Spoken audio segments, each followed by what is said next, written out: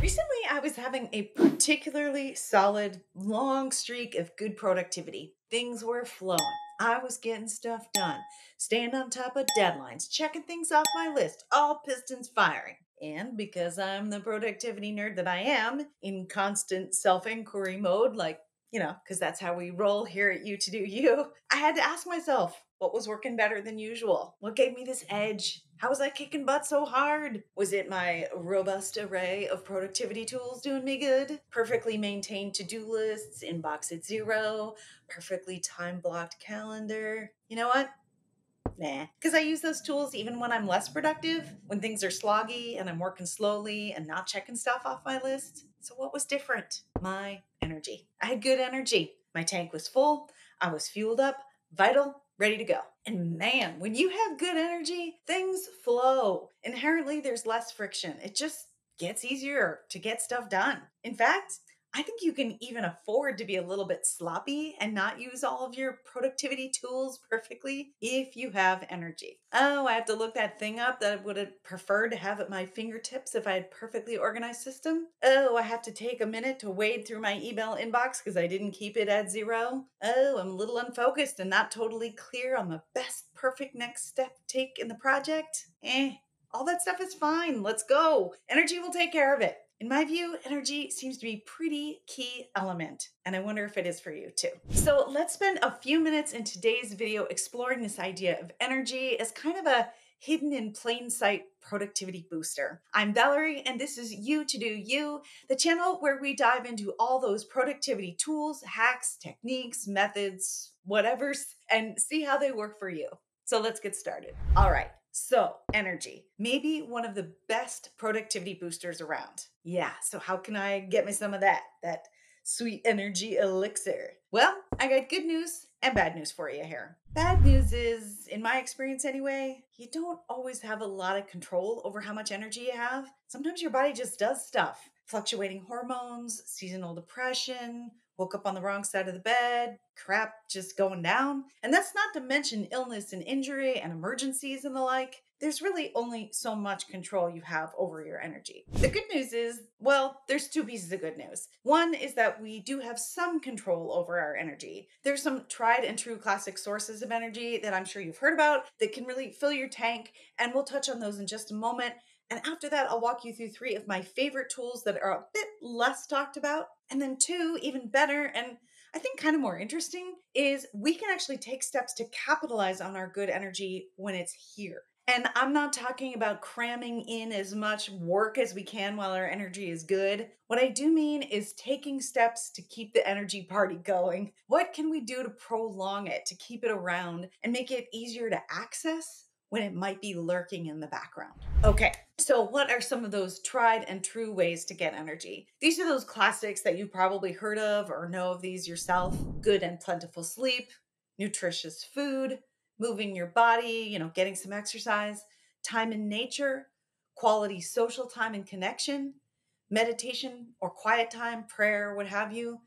And then last but not least, creativity, self expression, play. While it may be common knowledge that any of these could help you fill up your tank, trying to incorporate all these into your life consistently isn't actually easy. So, don't get me wrong. I don't mean to throw them away as just like nothing. I mean, in today's world, these things are just not necessarily a part of our lives as a matter of course.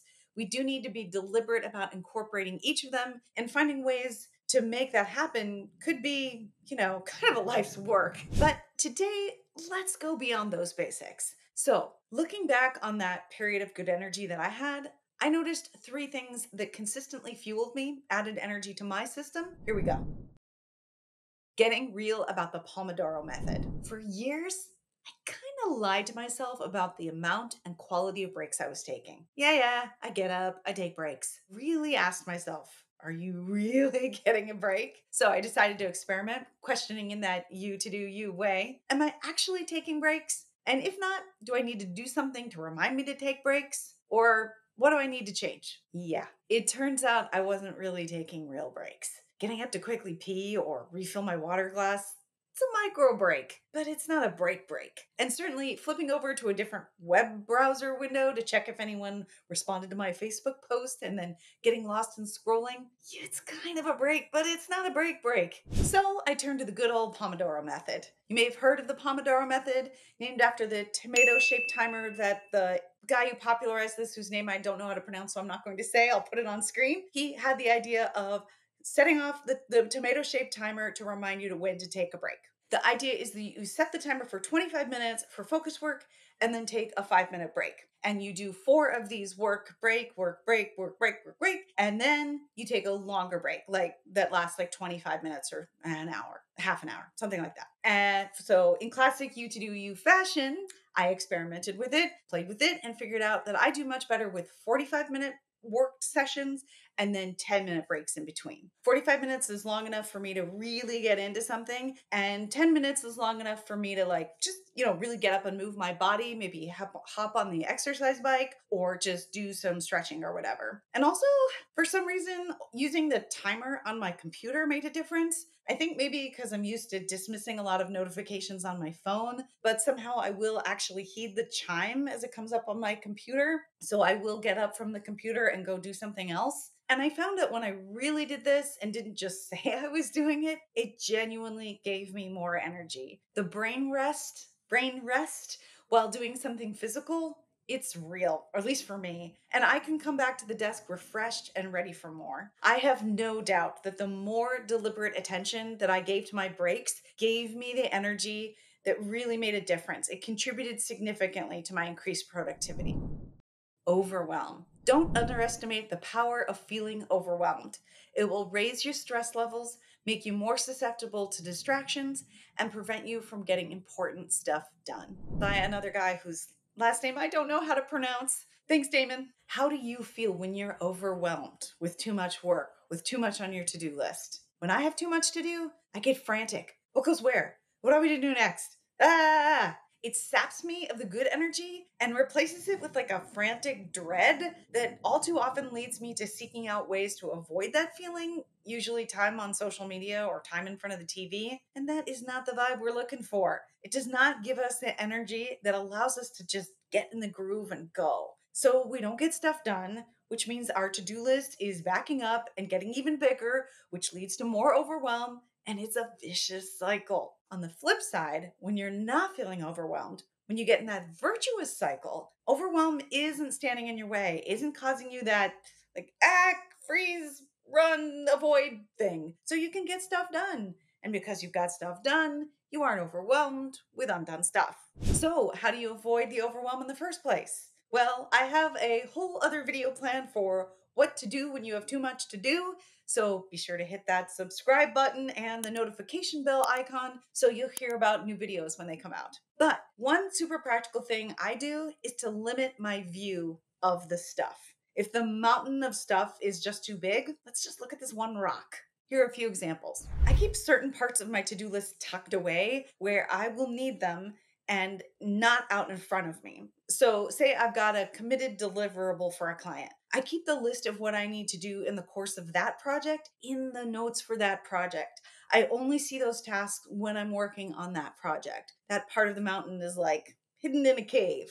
Also, I can filter my to do list at any time to only see what I can do at home or errands or in any particular circumstance. Getting things done calls this a context. In any case, the filtering option makes it so I just don't see all of it at once. So it just doesn't seem like too much at one time. I only see the home projects path up the mountain or like the errands path up the mountain, not all the paths at once. I can't possibly go up all of them at once. So seeing them would just make me feel nuts. Additionally, each day I only put a few important things on that day's list and just focus on those items. Like today, we're getting from this base camp to that mile marker, and that's it. Not trying to scale the whole mountain today. And for me, email is a really big source of input.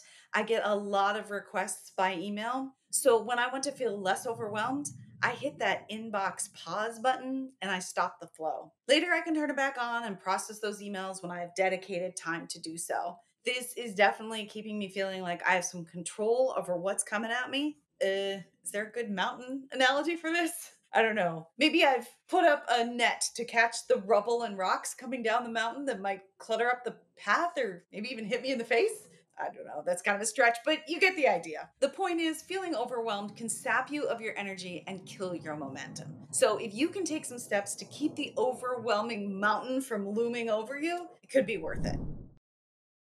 In her book, The Happiness Track, author Emma Seppala talks about how intense emotions can be exhausting and intense emotions that are negative can drain you even more. Quote, our heart rate increases, our sweat glands activate, and we startle easily, unquote. In other words, our body's stress response has been activated, and those stress reactions can deplete our system. She continues on to explain that highly intense emotions require effort to overcome. Your brain has to draw from other areas to overcome the intensity and focus on the work at hand. Ugh. So our bodies and our brains are used up when we have big emotions. As a tax professional, there are a few months out of every year where things are busier than usual, sometimes way busier than usual with really big deadlines, and the stakes get high. So tax preparers worry every year if they're going to actually make the deadline, obsessively watching the stats. How many tax returns did we get out the door this week? Seeing if they're on pace, worry, worry. Well, this year, I just chose not to worry. I refused to do it. I said to myself, I'll work and then I won't work. And then I'll work and then I won't work, and so on. And that's fine. And that's enough. And you know what? It worked. I was able to notice my thoughts of worry. Years of meditation practice helps that, by the way, and just send them on their way. When I worked, I worked. And when I didn't, I didn't. No worrying if I was working enough. And that doesn't mean I didn't check my stats and didn't schedule my time to keep the busy season moving along, but I just let the worrying about it go. Turns out she was right. Turns out you can stay calm and carry on, reserving your energy for actually doing the work instead of worrying if the work is getting done. Okay, so you want to take advantage of this hidden in plain sight productivity booster, energy. You've invited good energy to the party by taking real breaks, by staying out of overwhelm, and by letting worries go. I think there is one last thing that you can do to have or maybe cultivate energy. It's kind of meta here, but it is to simply notice that you have energy when you have it, to take it in. This is what abundant energy feels like. When we take notice like that, really soak it in, we're doing two things. First, we're reinforcing it in our minds. Being energetic is something we get used to, a default our body likes to go to. The positive, energetic pathways in our brain become well worn grooves that are easy to follow. And this is a multiplier. We can get energy and keep that party going. Second, we get to know what good energy feels like. And this is helpful on those days when our tank is not so full. When we're not so energetic, you may lose touch with yourself and it feels like, ugh, I got nothing. But if you know what good energy feels like, you can recognize the inklings of it. Ah, okay. Yeah, I don't have energy for a massive project that's going to take tons of brain power today, but I can tidy the office and I can walk to the post office and I can delete some emails and I can generally keep things moving forward. I have a video about what to do on a low energy day. I'll link that in the description box below, and it should be floating here, somewhere along this screen, along with another video that the YouTube algorithm thinks that you might like. So, wishing you boundless good energy. Thank you so much for watching, and I'll see you next time.